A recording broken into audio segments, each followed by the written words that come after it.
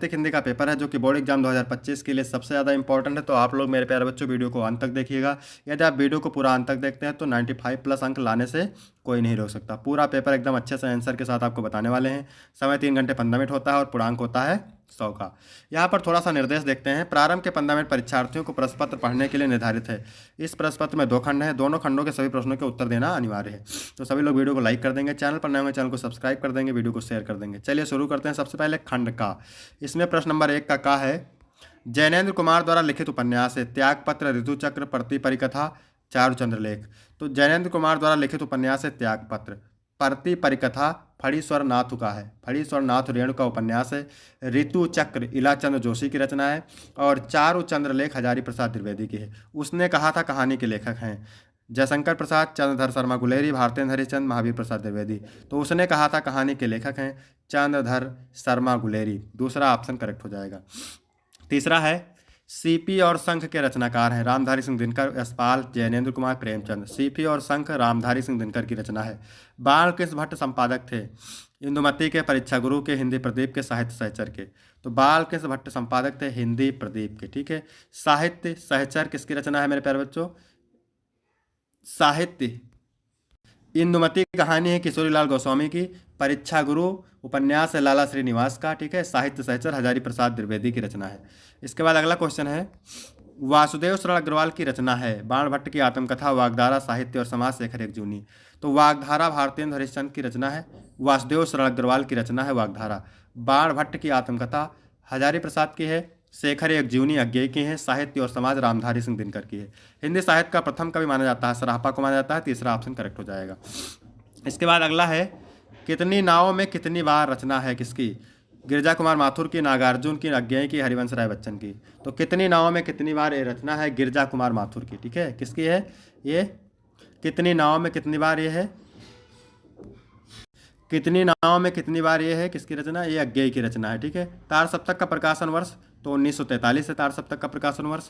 इसके बाद है हिंदी का प्रथम महाकाव्य माना जाता है। तो हिंदी का प्रथम महाकाव्य है पृथ्वीराज रासो जो कि चंदबरदाई द्वारा लिखा है और चंदबरदाई हिंदी के प्रथम महाकवि हैं। रामचरित किसका है? तुलसीदास का। पद्मावत महाकाव्य मलिक मोहम्मद जायसी का। साकेत मैथिली शरण गुप्त का। मैथिली शरण गुप्त की रचना है भारत भारती, अनामिका, चित्रधार, स्वर्णधूल। तो मैथिली शरण गुप्त की रचना कौन सी है इसमें? तो भारत भारती। ठीक है, अनामिका सूर्यकांत त्रिपाठी निराला की है, चित्राधार सुमित्रानंदन जयशंकर प्रसाद की है और चित्राधार है सुमित्रानंदन पंत की। ठीक है, इसके बाद तीसरा प्रश्न है, क्या कह रहा है? दिए गए गद्यांश पर आधारित निम्नलिखित प्रश्नों के उत्तर दीजिए। 10 अंक का होता है। गद्यांश के नीचे 5 प्रश्न रहते हैं। किसी भी गद्यांश को हल करने से पहले सबसे पहले गद्यांश को पढ़ते हैं। जन का प्रवाह अनंत होता है। सहस्त्र वर्षों से भूमि के साथ राष्ट्रीय जन ने तादात्म्य प्राप्त किया है। जब तक सूर्य की रश्मियाँ नित्य प्रातः काल भुवन को अमृत से भर देती हैं तब तक राष्ट्रीय जन का जीवन भी अमर है। इतिहास के अनेक उतार चढ़ाव पार करने के बाद ही राष्ट्र निवासी जन नए उठती लहरों से आगे बढ़ने के लिए अजर अमर है। जन का संतत्वाही जीवन नदी के प्रवाह की तरह होता है। तो यहाँ पर देखिए जन शब्द मिल जाए, राष्ट्र शब्द मिल जाए, पृथ्वी मिल जाए, भूमि मिल जाए, तो आप समझिएगा कि राष्ट्र का स्वरूप पाठ से लिया गया है। पहला क्वेश्चन पूछता है गद्यांश के पाठ और लेखक का नाम। तो गद्यांश का पाठ है राष्ट्र का स्वरूप, गद्यांश के लेखक है वासुदेव शरण अग्रवाल। दूसरा क्वेश्चन है राष्ट्रीय जन का जीवन कब तक अमर है? तो राष्ट्रीय जीवन का जीवन भी अमर है। राष्ट्रीय जन का जीवन भी अमर है जब तक सूर्य की रश्मियाँ नित्य प्रातःकाल भुवन को अमृत से भर देती हैं। अभी आपने पढ़ा था। फिर है तादात्म्य और अजर का शब्दार्थ। तादम का मतलब होता है समता, एकता या सामंजस्य। अजर का मतलब होता है अमर जो कभी नष्ट ना हो। इसके बाद है जन का प्रवाह किस तरह का होता है? तो जन का संतत्वाही जीवन नदी के प्रवाह की तरह होता है। अब पूछ रहा है यहाँ रेखांकित अंश की व्याख्या। तो व्याख्या जिसकी करना है उसको आप पढ़ लेते हैं एक बार। जब तक सूर्य की रश्मियाँ नित्य प्रातःकाल भुवन को अमृत से भर देती हैं तब तक राष्ट्रीय जन का जीवन भी अमर है। तो चलिए देखते हैं इसकी व्याख्या कैसे लिखना है। लेखक के अनुसार जब तक सूरज की किरणें संसार को अमृत से भरती रहेंगी तब तक राष्ट्रीय जन का जीवन भी अमर है। इतिहास में राष्ट्रीय जन ने कई उतार चढ़ाव देखे हैं पर फिर वो अमर है नई आशाओं के साथ। अथवा करके देखते हैं क्योंकि 2 पूछता है मेरे प्यारे बच्चों, 1 करना रहता है आपको। ठीक है, अशोक का वृक्ष जितना भी मनोहर है, जितना भी रहस्यमय हो, जितना भी अलंकारमय हो, परंतु है उस विशाल सामंत सभ्यता की पुरस्कृत रूच का प्रतीक जो साधारण प्रजा के परिश्रम पर पली थी। उसके रक्त संसार कानों को खाकर बड़ी हुई थी और लाखों करोड़ों की उपेक्षा से जो समृद्धि हुई थी वह सामंत उखड़ गए और दिनों दिन की उत्साह धूमधाम भी मिट गई। ठीक है। तो अशोक शब्द से पता चल रहा है कि ये अशोक के फूल चैप्टर से लिया गया है और उसके लेखक हजारी प्रसाद द्विवेदी हैं। तो पहला क्वेश्चन आपका हो जाएगा। दूसरा क्वेश्चन है, सामंत सभ्यता की पुरस्कृत रूज का प्रतीक कौन है? सामंत सभ्यता की पुरस्कृत रूज का प्रतीक अशोक का वृक्ष है। लाखों करोड़ों की उपेक्षा से कौन समृद्धि हुई थी? तो लेखक के अनुसार लाखों करोड़ों व्यक्तियों की उपेक्षा से सामंतवाद समृद्ध हुआ था। इसके बाद अगला क्वेश्चन है, आज उस सामंत सभ्यता की क्या स्थिति है? तो लेखक के अनुसार आज उस सामंती सभ्यता की स्थिति यह है कि वे उखड़ गए हैं, उनका समाज ढह गया है और उनके विलासतापूर्ण जीवन की धूमधाम भी मिट गई है। यहाँ पर आप देख सकते हैं कि इसकी व्याख्या करना है। उसके रक्त कानों संसार कानों को खाकर बड़ी हुई थी और लाखों करोड़ों की उपेक्षा जो समृद्धि हुई थी वह सामंत उखड़ गए और दिनों दिन उत्साह की धूमधाम भी मिट गई। तो देखेंगे इसकी व्याख्या। लेखक का कहना है कि संसार का नियम है कि जो वस्तु अथवा परंपरा है वह समय के साथ परिवर्तन होता ही है।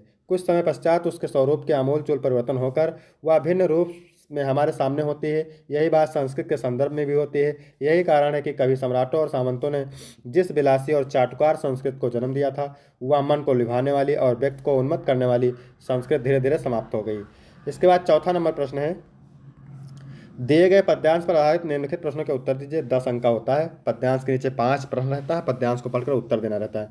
बैठी खिन्ना एक दिवस वह गृह में थी अकेली। एक दिन राधा उदासी से भरपूर अपने घर में अकेली बैठी थी।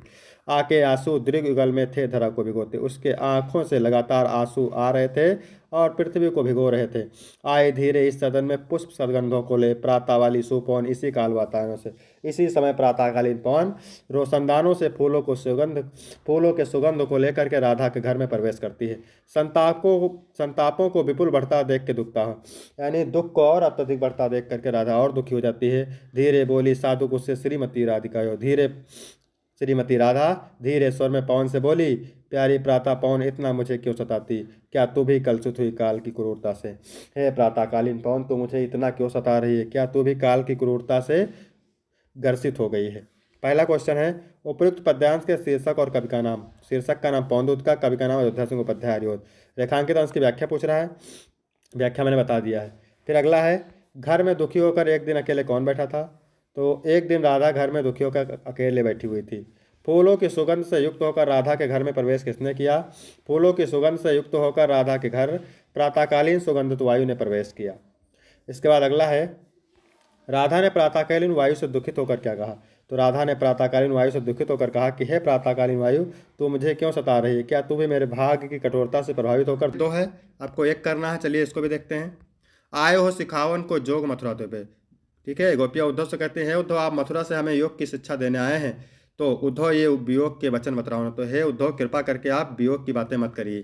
कहे रत्नाकर जी कहते हैं। फिर गोपिया कहती हैं, हे उद्धव दया कर दर्शन दीनो, आपने दया करके मुझे दर्शन दिया। दुख दरबे को तोपे अधिक बढ़ाओ, तो इस दुख को और अत्यधिक मत बढ़ाओ। टूक टूक हो ये मन मुकुर हमारो है, हमारे मन के टुकड़े टुकड़े हो जाएंगे। ठीक है, मन रूपी दर्पण के टुकड़े टुकड़े हो जाएंगे। चूक है कठोर बैन पाहन चलाओ ने, भूल से भी कठोर वचन रूपी पत्थर को मत चलाइए। एक मनमोहन तो बस के उजारियो मोह, एक श्रीकृष्ण तो मेरे हृदय में बसकर मुझे उजाड़ ही दिया। ये मैं अनेक मनमोहन बसाओ न, अब मेरे हृदय में अनेक श्रीकृष्ण को मत बसाओ। तो यहाँ पर देखेंगे उपयुक्त पद्यांश के पाठ और रचयिता का नाम। पाठ का नाम उद्धव प्रसंग, कवि का नाम जगन्नाथ दास रत्नाकर। फिर पूछ रहा है रेखांकित अंश की व्याख्या, तो इसको मैंने बता दिया है। ठीक है, वीडियो अच्छा लग रहा है सब लोग वीडियो को लाइक करेंगे, चैनल को सब्सक्राइब करेंगे, शेयर करेंगे। श्री कृष्ण ने मथुरा से किसे संदेश देने के लिए भेजा है? तो श्री कृष्ण ने मथुरा से उद्धव को संदेश देने के लिए भेजा है। गोपिया उद्धव से मन रूपी दर्पण के बारे में क्या कहती हैं? तो गोपिया उद्धव से मन रूपी दर्पण के बारे में कहती हैं कि हे उद्धव, हम गोपियों के मन रूपी दर्पण टुकड़े टुकड़े हो जाएंगे, इसलिए आप कठोर वचन रूपी पत्थर ना चलाइए। इसके आगे है बैन पाहन शब्द का अर्थ। तो बैन पाहन शब्द का अर्थ है वचन रूपी पत्थर। 5 का कहा है, निम्नलिखित में से लेखक का साहित्यिक परिचय देते हुए उनकी भाषा शैली पर प्रकाश डालिए। ठीक है, 80 शब्द में 5 अंक का है। ठीक है, चलिए देखते हैं इसका साहित्यिक परिचय कैसे लिखना है। वासुदेव शरण अग्रवाल, डॉक्टर एपीजे अब्दुल कलाम, हजारी प्रसाद द्विवेदी। तो यहाँ पर आपको किसका पढ़ना है? हजारी प्रसाद द्विवेदी का साहित्यिक परिचय। आचार्य हजारी प्रसाद द्विवेदी का जन्म 1907 ईस्वी में बलिया जिले के दुबे का छपरा ग्राम में हुआ था। इनके पिता का नाम श्री अनमोल द्विवेदी तथा माता का नाम ज्योतिषमती देवी था। इन्होंने हिंदी एवं संस्कृत भाषाओं का गहन अध्ययन किया। सन 1930 ईस्वी में काशी विश्वविद्यालय से ज्योतिषाचार्य की परीक्षा उत्तीर्ण की। सन 1957 ईस्वी में भारत सरकार ने इन्हें पद्म भूषण की उपाधि से विभूषित किया। सन 1979 ईस्वी में रोग से पीड़ित होने के कारण यह महान साहित्यकार चिर निद्रा में हमेशा के लिए सो गया। इसके बाद अगला है साहित्यिक परिचय। आचार्य हजारी प्रसाद द्विवेदी साहित्य के प्रख्यात निबंधकार, आलोचक, संपादक, उपन्यास के अतिरिक्त एक कुशल वक्ता एवं सफल अध्यापक भी थे। इनकी रचनाओं में नवीनता एवं प्राचीनता दोनों का समन्वय था। आधुनिक युग के गद्यकारों में आचार्य हजारी प्रसाद द्विवेदी का महत्वपूर्ण स्थान है। इनके विषय विवेचन में गंभीरता और शालीनता स्पष्ट रूप से प्रकट होती है। फिर हेडिंग डालेंगे मेरे प्यारे बच्चों रचनाएं।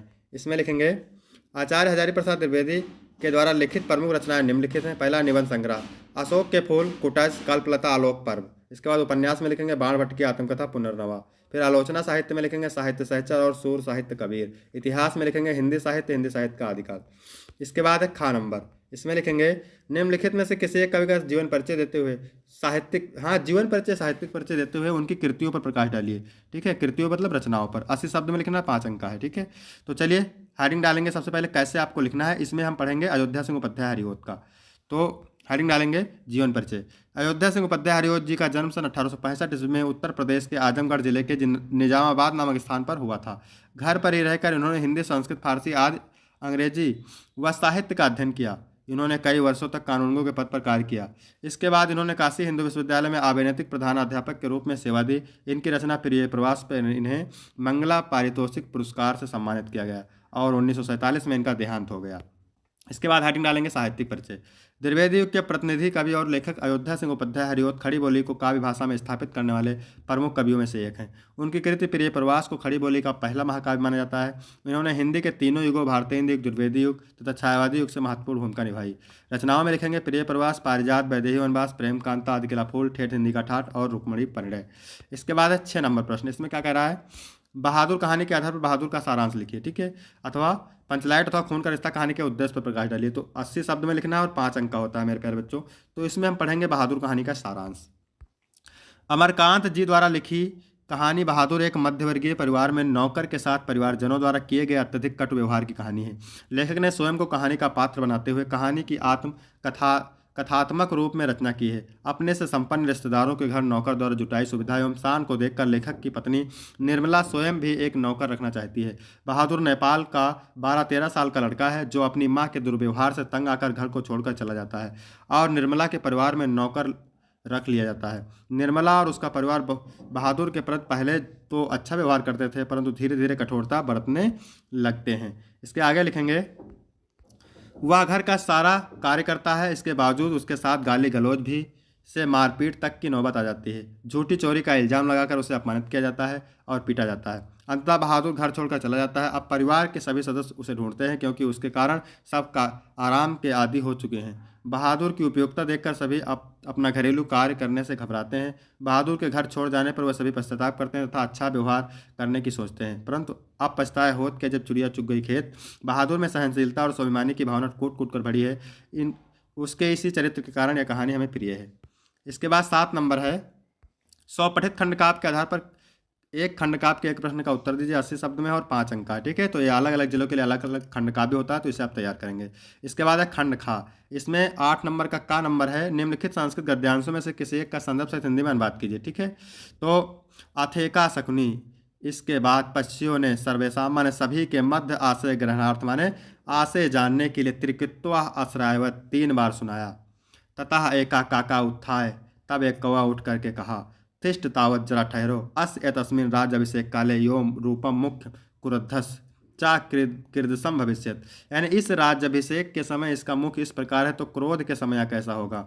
अनेन ही क्रुद्धेन, इसके क्रोध होकर अवलोकिता माने देखने से, वयम तप्त कटाए, हम सभी गरम कढ़ाई में प्रक्षिप्त स्थिला माने डाले गए तिल की भांत यू तत्र तत्रो घनच्छा जहाँ के तहाँ जल जाएंगे। इधरस्यो राजा महियम नो रोजते, यह राजा मुझे अच्छा नहीं लगता। प्रस्तुत गद्यांश हमारी पाठ्यपुस्तक संस्कृत के जातक कथा पाठ के उल्लूक जातकम खंड से अवतरित है। यहाँ पर अथवा वाला देख लेते हैं मेरे प्यारे बच्चों।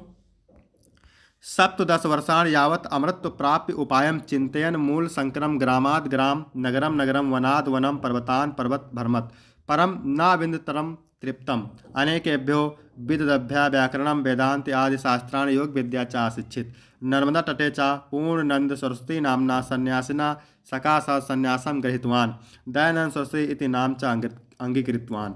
प्रस्तुत गद्यांश हमारी पाठ्यपुस्तक संस्कृत के महर्षि दयानंदा नामक पाठ से अवतरित है। इसका अर्थ देख लेते हैं। मूल शंकर 17 वर्ष तक की अमरता प्राप्त के उपाय पर विचार करते हुए गांव गांव शहर शहर वन वन पर्वत पर्वत घूमते रहे, किंतु अधिक संतुष्टि नहीं पा सके। अनेक विद्वानों से व्याकरण, वेदांत आदि शास्त्र का तथा योग विद्या सीखी। इन्होंने नर्मदा तटी नदी के तट पर पूर्णानंद सरस्वती नाम के सन्यासी से संन्यास ग्रहण कर दयानंद सरस्वती नाम अंगीकार किया। इसके बाद है मेरे प्यारे बच्चों अगला 8 का खा। निम्नलिखित संस्कृत पद्यांशों में से किसी एक का संदर्भ सहित हिंदी में अनुवाद कीजिए। सौने घना नाम पलवगा प्रबुद्धा विहाय निद्रा चिन्ह सन्निरुद्राम अनेक रूप आकृत वर्ण नादा नवा अम्बुधारा विहता नंदन। ठीक है, तो अनेक रूप आकृत वर्ण नादा माने अनेक रूप आकृत वर्ण और स्वर वाले। ठीक है, चलिए इसका अर्थ पहले देखते हैं। अनेक रूप आकृत वर्ण और स्वर वाले मेघों की गर्जना से बहुत समय तक रुकी हुई नींद को त्याग कर जागे हुए मेढक जल की धारा से चोट खाकर बोल रहे हैं, अर्थात शब्द कर रहे हैं। संदर्भ लिखेंगे। प्रस्तुत श्लोक हमारी पाठ्यपुस्तक संस्कृत के ऋतुवर्णम नामक पाठ से के वर्षा खंड से अवतरित है। फिर अथवा वाला देखते हैं। ना चोरहार ना राजहार ना भ्रतभाज्यम ना चाभार कर बे कीर्ते वर्धते योम नित्यम विद्याधनम सर्वधनम प्रधानम। यानी विद्याधनम सर्वधनम प्रधानम, विद्या रूपी धन सभी धनों में श्रेष्ठ है। ना चोरहार, ना चोर चुरा सकता है, ना राजहार, ना राजा छीन सकता है, ना भ्रतभाज्यम, ना भाई बांट सकता है, ना भारकर, ना बोझा बनता है। बे कीर्ते वर्धते योम नित्यम, जितना हम बे करते हैं दूसरों को बांटते हैं, नित्य उतना ही बढ़ता रहता है। ठीक है, इसके बाद है संदर्भ देख सकते हैं आप। इसके बाद 9 नंबर है। निम्नलिखित में से किन्हीं 2 प्रश्नों के उत्तर दीजिए। मूर्खाणाम कालम कथम गच्छत। तो मूर्खाणाम कालम व्यसनेन निद्रया कलहेन व गच्छत। दयानंद भगिनी कथम पंचत्वम गता। दयानंद भगिनी विसूचकया पंचत्वम गता। इसके बाद अगला क्वेश्चन है। चीन भारत मैत्री कदा संभूता। चीन भारत मैत्री से जवाहरलाल नेहरू महोदय से प्रधानमंत्री काले संभूता। संस्कृत साहित्य अनुशीलनेन के गुणा सज्जायन्ते। संस्कृत साहित्य अनुशीलन दया दानम शौचम उदारम इत्यागुणा आदि सज्जायन्ते। इसके बाद है संयोग रस अथवा करुण रस। ठीक है, तो संयोग रस की परिभाषा होती है जब नायक और नायिका के मिलने की दशा का वर्णन होता है। जब नायक और नायिका की मिलने की दशा का वर्णन होता है तो वहाँ पर संयोग रस होता है। ठीक है, कहत नटत रिझत खिजत मिलत खिलत लजियात भरे भवन में करत है नैन इस बात। करुण रस में जब शोक नामक स्थायी भाव विभाव अनुभाव का संयोग पाकर पुष्ट होता है तो वहाँ पर करुण रस होता है। इस करुणाकलित हृदय में अब विकल रागिनी बसती, क्यों हाहाकार स्वरों में वेदना असीम गरजती। रूपक अलंकार में जब उपमेय में उपमान का भेद रहित आरोप किया जाता है तो वहाँ पर रूपक अलंकार होता है, जैसे चरण कमल बंदो हरिराई। चौपाई में 4 चरण होते हैं, सममात्रिक छंद है और प्रत्येक चरण में 16-16 मात्राएं होती हैं। उदाहरण लिख देंगे। जय हनुमान ज्ञान गुण सागर, जय कपीसती हूँ लोक उजागर, रामदूत अतुलित बलधामा, अंजन पुत्र पवन सुत नामा। निम्नलिखित में से किसी एक विषय पर निबंध। तो निबंध यहाँ पर आप देख सकते हैं। ठीक है, 9 नंबर का होता है मेरे प्यारे बच्चों। इसके बाद है 12 का का पहला। चैनम का संधि विच्छेद क्या होता है। तो चैनम का संधि विच्छेद होता है चे प्लस अनम। क्या होता है, चे प्लस अनम। इसके बाद अगला क्वेश्चन है निश्चला का संधि विच्छेद, निस प्लस छला। इसके बाद अगला क्वेश्चन है अंतर्राष्ट्रीय का संधि विच्छेद होता है अंता प्लस राष्ट्रीय। ठीक है, इसके बाद है निर्विघ्नम में समास है। तो निर उपसर्ग लगा है निर्विघ्न में, तो इसमें अव्ययभाव समास है। इसके बाद है दशानन में समास है। दशानन में होता है बहुव्रीहि समास, इसमें तीसरा पद प्रधान होता है। इसके बाद है 13 नंबर प्रश्न। क्या कह रहा है। अपने क्षेत्र के पार्क को विकसित कराने के लिए नगर निगम के मुख्य अध्ययन निरीक्षक को एक पत्र लिखिए। अथवा विद्यालय की वाद विवाद प्रतियोगिता में प्रथम स्थान प्राप्त करने पर अपने छोटे भाई को बधाई देने हेतु पत्र लिखिए। तो चलिए ये वाला देखते हैं। विद्यालय की वाद विवाद प्रतियोगिता में प्रथम स्थान प्राप्त करने पर अपने छोटे भाई को बधाई हेतु एक पत्र लिखिए। कैसे लिखना है देख सकते हैं आप। प्रिय छोटे भाई, साप्रेम नमस्कार। मुझे यह जानकर अत्यंत प्रसन्नता हुई कि तुमने विद्यालय की वाद विवाद प्रतियोगिता में प्रथम स्थान प्राप्त किया है। यह तुम्हारी मेहनत, लगन और आत्मविश्वास का परिणाम है। तुमने न केवल अपने ज्ञान और तर्क शक्ति का शानदार प्रदर्शन किया, बल्कि अपने विद्यालय और परिवार का नाम भी रोशन किया है। ठीक है, आगे लिखेंगे। मुझे आप पूरा विश्वास है कि तुम अपनी प्रतिभा और परिश्रम से अवश्य सफलता प्राप्त करोगे। यह उपलब्धि तुम्हारे उज्जवल भविष्य की ओर एक महत्वपूर्ण कदम है। आगे भी इसी तरह मेहनत करते रहो और नए कीर्तिमान स्थापित करते रहो। इस शानदार सफलता पर तुम्हें ढेरों बधाइयाँ। ईश्वर से प्रार्थना है कि वह तुम्हें जीवन में और भी ऊंचाइयों तक पहुँचाए। तुम्हारा प्रिय भाई या बहन। अपना नाम, तो नाम नहीं लिखेंगे क्योंकि परीक्षा में लिख रहे हैं, तो आ बा सा लिख देंगे। ठीक है, इसके बाद है 14 का पहला। निम्नलिखित में से किसी एक शब्द के धातु एवं प्रत्ययों का योग स्पष्ट कीजिए। जैसे गुरुत्व, तो यहाँ पर देख सकते हैं आप गुरुत्व, गुरु शब्द है इसमें।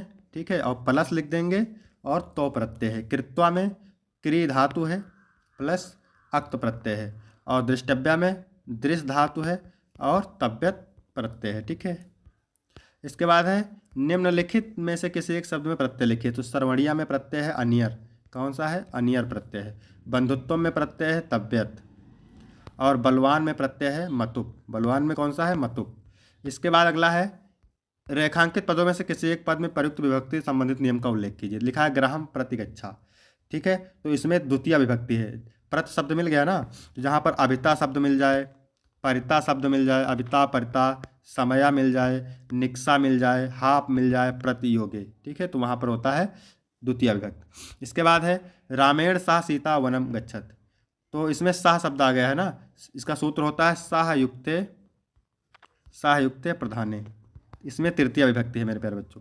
इसके बाद अगला है अग्ने स्वाहा, तो इसमें नमा शब्द आ जाए, स्वाहा शब्द आ जाए, ठीक है, स्वस्थ शब्द आ जाए, स्वधा आ जाए, अलम आ जाए, तो इसमें कौन सी विभक्ति होती है? इसमें चतुर्थी विभक्ति होती है।